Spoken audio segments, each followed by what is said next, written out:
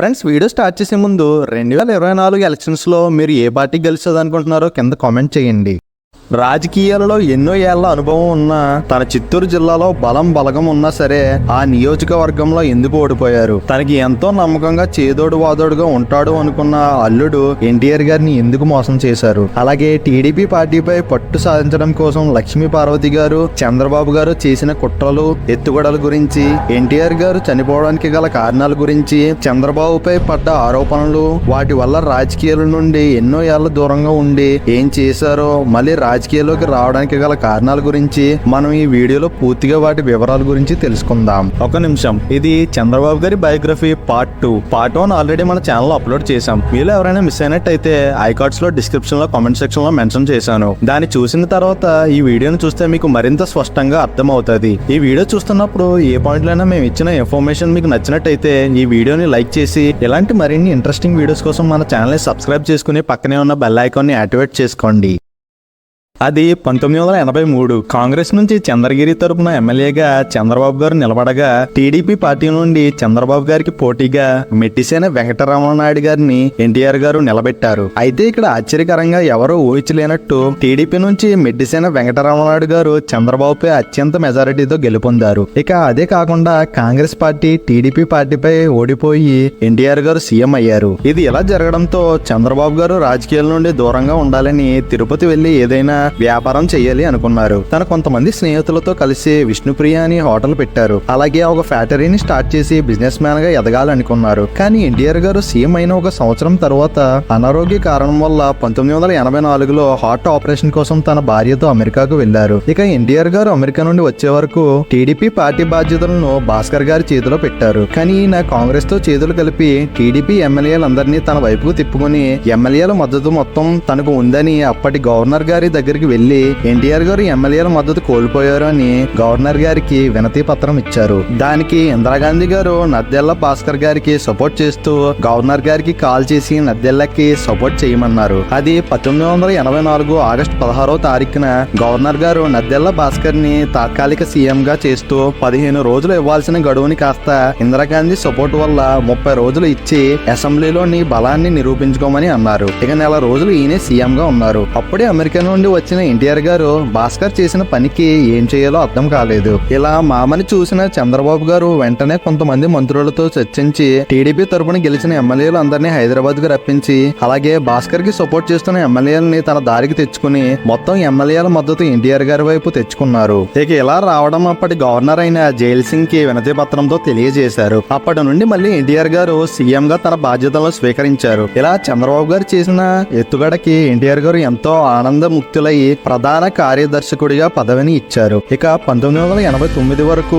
చంద్రబాబు గారు ప్రధాన కార్యదర్శకుడిగా పనిచేస్తూ పార్టీ స్థితిగతులను అలాగే రాష్ట్రంలో జరిగే కార్యక్రమాలను పరిస్థితిని గమనిస్తూ ఎన్టీఆర్ గారికి ఎవరికి ఏ బాధ్యతలు అప్పచెప్పాలా అని సలహాలను ఇస్తూ వచ్చేవారు. ఇది ఎలా ఉండగా అనుకోకుండా 1985లో పశుధారకమ్మ గారు చనిపోయారు. ఇక కొన్ని ఏళ్ల ఎన్టీఆర్ గారు ఒంటరిగానే ఉన్నారు. ఇంట్లో వాళ్ళ సలహా మేరకు తనకు తోడుగా ఉండాలనే ఉద్దేశంతో లక్ష్మీ పార్వతి గారిని మళ్ళీ రెండవ వివాహం చేసుకున్నారు. ఆ తర్వాత ఎన్టీఆర్ గారు నేషనల్ ఫ్రంట్ కి కూడా చైర్మన్ అయ్యారు. చైర్మన్ గా ఉన్నప్పుడే అన్ని ప్రాంతీయ పార్టీలను ఒకటి చేసి ఎంపీలతో అప్పటి విబి సింగ్ ని ప్రధానమంత్రిగా చేశారు. ఇక 1989లో జరిగిన ఎలక్షన్స్ లో ఎన్టీఆర్ గారు ఓడిపోయారు. కానీ చంద్రబాబు గారు మాత్రం కుప్పం నియోజకవర్గంలో 50,098 ఓట్ల మెజారిటీతో గెలుపొందారు. ప్రతిపక్ష నాయకుడిగా ఎన్టీఆర్ గారు అసెంబ్లీలో ఉన్నప్పుడు కొంతమంది కాంగ్రెస్ నాయకులు ఎన్టీఆర్ గారిని అనరాని మాటలు అనడంతో ఇక అప్పటి నుండి అసెంబ్లీలో నా ప్రాణం ఉన్నంత వరకు అడుగు పెట్టనని అక్కడ నుండి వచ్చేశారు. ఇక చంద్రబాబు గారిని ప్రతిపక్ష నాయకుడిగా ఎన్టీఆర్ గారు నియమించారు. ఇది ఇలా జరగడంతో చంద్రబాబు గారికి టీడీపీపై పట్టు సాధించడానికి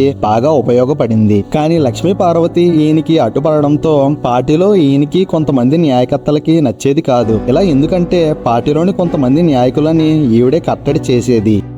ఇదిలా ఉండగా 1992లో చంద్రబాబు గారు తన స్నేహితుల దగ్గర నుండి డబ్బులు తీసుకుని హెరిటేజ్ గ్రూప్ ని స్థాపించారు. అలా 15 నెలలు కష్టపడి దానిని లాభాల్లోకి తెచ్చారు. ఆ తర్వాత 1994లో ఎలక్షన్స్ వచ్చాయి. మళ్ళీ టీడీపీ పార్టీ అధికారంలోకి వచ్చింది. ఎన్టీఆర్ గారు సీఎం పదవిని తీసుకోగా చంద్రబాబు గారికి రెవెన్యూ మంత్రి పదవిని ఇచ్చారు. ఇలా ఇవ్వడంతో లక్ష్మీ పార్వతి గారికి నచ్చలేదు. అప్పుడు లక్ష్మీ పార్వతి గారికి చంద్రబాబు గారికి మధ్యన గొడవలు జరుగుతూ ఉండేవట. కానీ వీటిని బయటికి ఎప్పుడూ తీనివ్వలేదు.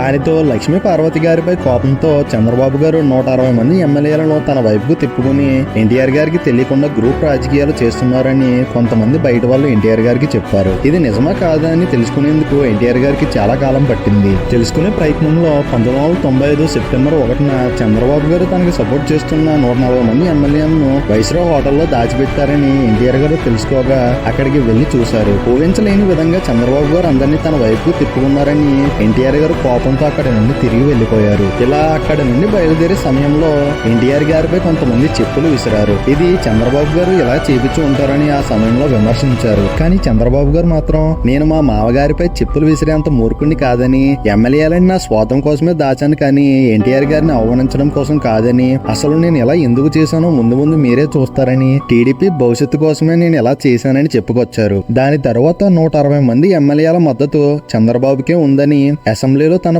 బలంతో నిరూపించుకునే ఏపీ సీఎం పదవి ఎన్టీఆర్ గారి నుండి చంద్రబాబు గారి చేతుల్లోకి వచ్చింది. ఏపీ సీఎం గా 1995 సెప్టెంబర్ 1న ప్రమాణ స్వీకారం చేశారు. ఈ సంఘటన అప్పటి రాష్ట్ర రాజకీయాల్లో ఊహించలేని సంచలనంగా వార్తల్లో ప్రజల్లో మిగిలిపోయింది. ఇది జరిగిన 3 నెలలకి చంద్రబాబు గారు చేసిన మోసం కారణంగానో, లక్ష్మీ పార్వతమ్మ చేసిన పనుల కారణంగానో ఎన్టీఆర్ గారు 1996 జనవరి 18న మరణించారు. ఇలా జరగడంతో రాష్ట్రంలోని ఈయన అభిమానులకు, టీడీపీ నాయకులకు కన్నీటి గాథగా మిగిలిపోయింది. అదే సంవత్సరం వాజ్పేయి గారు ప్రధానిగా గెలిచారు. కానీ ఆయన బలాన్ని తన చుట్టుపక్కల ఎమ్మెల్యేల మద్దతు నిరూపించకపోవడం వల్ల 16 రోజులు దేశ ప్రధానిగా చేసి రాజీనామా చేశారు. ఇది అదనంగా చూసిన చంద్రబాబు గారు నేషనల్ ఫ్రంట్ లోకి అందరినీ తీసుకువచ్చి అన్ని పార్టీల ఎంపీ మద్దతుతో దేవగౌడ్ గారిని ప్రధానిగా నిలబెట్టారు. 1996 జనవరి 1 నుండి 1997 ఏప్రిల్ 25 వరకు దేశ ప్రధానిగా దేవగౌడ్ గారు ఉన్నారు. తరువాత అందరి పార్టీల మద్దతు చంద్రబాబు గారికి ఉండడంతో దేశ ప్రధానిగా నిలబడమన్నారు. కానీ ఇలా ఉన్నప్పటికీ ప్రధానిగా 6 నెలల్లో సంవత్సరమో చేస్తాం, అలా రాష్ట్ర రాజకీయాలకు, దేశ రాజకీయాలకు దూరం అవుతామని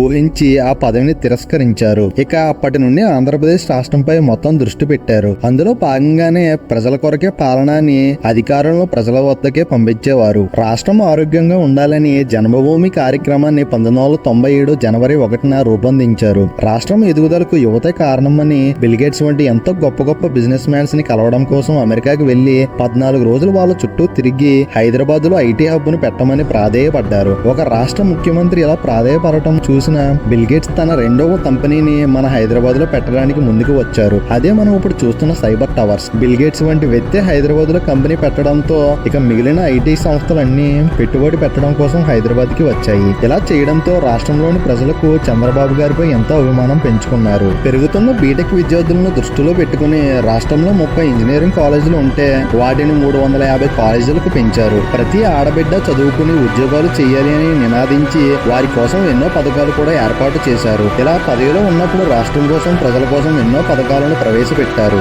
ఇక 1999లో ఎలక్షన్స్ రాగా బీజేపీతో చేతులు కలిపి ముఖ్యమంత్రిగా మళ్లీ గెలిచారు. సీఎం అయిన అదే సంవత్సరంలో కొత్త పథకాల రూపంలో నీరు మీరు అనే కార్యక్రమాన్ని మొదలుపెట్టి నీటి సంక్షోభాన్ని పెంచారు. పదవిలో ఉన్నప్పుడు కేసీఆర్ గారికి 2001లో తనకు నచ్చిన పదవిని ఇవ్వలేదనే కోపంతో టీడీపీ పార్టీ నుండి బయటకు వచ్చి తన సొంతంగా టీఆర్ఎస్ పార్టీని ఏర్పాటు చేశారు. అప్పుడే వాజ్పేయి గారు 2001లో ఒక ముస్లిం వ్యక్తికి రాష్ట్రపతి పదవిని ఇవ్వాలి అనుకున్నారు. అప్పుడే చంద్రబాబు గారు సైంటిస్ట్ అబ్దుల్ కలాం గారి పేరు చెప్పడంతో వాజ్పేయి గారికి కూడా నచ్చడంతో అప్పటి రాష్ట్రపతిగా కలాం గారిని నియమించాలి అని అనుకున్నారు. కానీ కలాం గారికి ఇటువంటి పదవులు స్వీకరించడానికి ఇష్టపడరు అని తెలిసి కలాం గారితో మాట్లాడడం కోసం చంద్రబాబు గారు వెళ్లారు. వెళ్లి మీలాంటి గొప్ప వ్యక్తి రాష్ట్రపతిగా ఉంటే యువతకు ఎంతో స్ఫూర్తిదాయకంగా ఉంటుందని చెప్పడంతో కలాం గారు దానికి ఒప్పుకున్నారు. ఇలా వాజ్పేయి గారు చంద్రబాబు గారి ఆలోచనలకు, మాటలకు విలువను ఇచ్చేవారు. ఆంధ్రప్రదేశ్ రాష్ట్రానికి చంద్రబాబు గారు మళ్లీ 2వసారి సీఎం అవడంతో 2003 అక్టోబర్ 1న తిరుపతి బ్రహ్మోత్సవాల కోసం వెళ్ళగా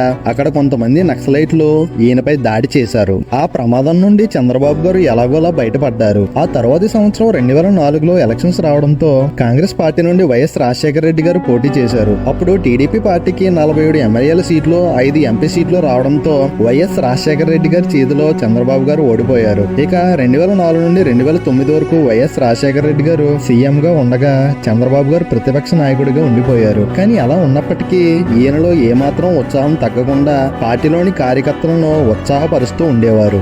మరోసారి 2009 ఎలక్షన్స్ లో పోటీకి దిగగా ఈసారి 92 సీట్లు వచ్చాయి. కానీ ఈ మాత్రం సీట్లు వచ్చినా సరే గెలుపొందలేకపోయారు. ఇక మళ్ళీ ప్రతిపక్ష నాయకుడిగానే ఉండిపోయారు. ఇదే సమయంలో వైఎస్ఆర్ గారు హెలికాప్టర్ ప్రమాదంలో సంవత్సరంలో చనిపోవడంతో రాష్ట్ర రాజకీయాలు తారుమారు అయ్యాయి. అప్పుడు కాంగ్రెస్ పార్టీ వేరే వారికి సీఎం గా నిలబెట్టడంతో జగన్ గారికి ఆ పదవి ఇవ్వలేదు అని కోపంతో వైఎస్ఆర్ పార్టీని పెట్టడం, ఇలా ఊహించలేని పరిణామాలు జరగడంతో ఇదే అదునంగా చేసుకున్న బీఆర్ఎస్ పార్టీ అధినేత అయిన కేసీఆర్ గారు సమైక్యాంధ్ర రూపంలో రాష్ట్ర విభజనకు పాల్పడడం, అప్పుడు చంద్రబాబు గారు ఎవరికి మద్దతు ఇవ్వాలో తెలియకపోవడంతో మౌనంగా ఉండిపోయారు. తెలంగాణకి సపోర్ట్ చేస్తే ఆంధ్ర ప్రజలకు, ఆంధ్రాకు సపోర్ట్ చేస్తే తెలంగాణ ప్రజలకు కోపం వస్తుందని అప్పుడు ఎలా ఉండిపోయారు. ఇక 2014లో తెలంగాణ వేరుపడి కొత్త రాష్ట్రంగా ఏర్పడింది. అప్పుడు నూతన ఆంధ్రప్రదేశ్ రాష్ట్రానికి చంద్రబాబు గారు ముఖ్యమంత్రిగా ఉండగా రాష్ట్ర అభివృద్ధిని హైదరాబాద్ నగరంలో ఒకే చోట చేయకుండా అమరావతిని క్యాపిటల్ గా, వైజాగ్ ని ఐటీ హబ్ గా చేస్తానని చెప్పారు. ఇలా ఆంధ్ర రాష్ట్రాన్ని సింగపూర్ నగరంగా చేస్తా అని చెప్పుకొచ్చారు. 2014లో హుద్హుద్ తుఫాన్ వైజాగ్ తీరానికి రాగా వైజాగ్ నగరం మొత్తం దారుణంగా తయారైంది. ఈ సంఘటన వైజాగ్ వాసులకు మర్చిపోలేని సంఘటనగా మిగిలిపోయింది. వైజాగ్ నగరానికి పూర్వ వైభవాన్ని తీసుకురావడానికి చంద్రబాబు గారు ఎంతగానో కృషి చేసి కొన్ని నెలల్లోనే వైజాగ్ నగరాన్ని అభివృద్ధి చేశారు. 2019 ఎలక్షన్స్ లో భాగంగా చంద్రబాబు గారు ఎవరి సపోర్ట్ తీసుకోకుండా ఒక్కరే పోటీకి దిగారు. అప్పటి ఎలక్షన్స్ లో ఊహించలేని విధంగా టీడీపీ పార్టీకి 23 సీట్లు రాగా వైఎస్ఆర్సీపీ పార్టీకి 151 సీట్లతో గెలుపొందింది. ఇక మళ్ళీ చంద్రబాబు గారు ప్రతిపక్ష నాయకుడిగానే ఉండిపోయారు. ఏది ఏమైనా తన రాజకీయ జీవితం ఎన్నో అవమానాలు, ఆరోపణల్లో దాటుకుని దేశ రాష్ట్ర రాజకీయాల్లో తనదైన గుర్తింపును తెచ్చుకున్నారు. ఇలా రాష్ట్ర అభివృద్ధికి, ప్రజలకు సేవ చేసిన గొప్ప వ్యక్తి. దేశ రాజకీయాల్లోని ఈయన సలహాలు, సూచనలు తీసుకునేవారంటే చూసుకోండి రాజకీయాల్లో ఎంత నైపుణ్యం సాధించారో. ఒకప్పుడు గుజరాత్ కి సీఎం గా మోదీ గారు ఉన్నప్పుడు చంద్రబాబు గారిని సలహాలు అడిగేవారట. 44 ఏళ్ల రాజకీయ చరిత్రలో ఈయన ఎన్నో విషయాలను అవలంబించారు. ఇక ఇప్పుడు 2024లో వచ్చే ఎన్నికలకి ఎంతగానో తన వయసును కూడా లెక్క చేయకుండా రాష్ట్రం కోసం, తన అధికారం కోసం ప్రయత్నిస్తున్నారు. 2024 ఎన్నికలలో ఏ పార్టీ గెలుస్తుందని మీరు అనుకుంటున్నారో కింద కామెంట్ చేయండి. సో ఇది ఫ్రెండ్స్ చంద్రబాబు గారి రాజకీయం మరియు జీవిత చరిత్ర. మీకు ఈ వీడియో నచ్చినట్టయితే వీడియోకి ఒక లైక్ చేసుకోండి. This is 3 signing off.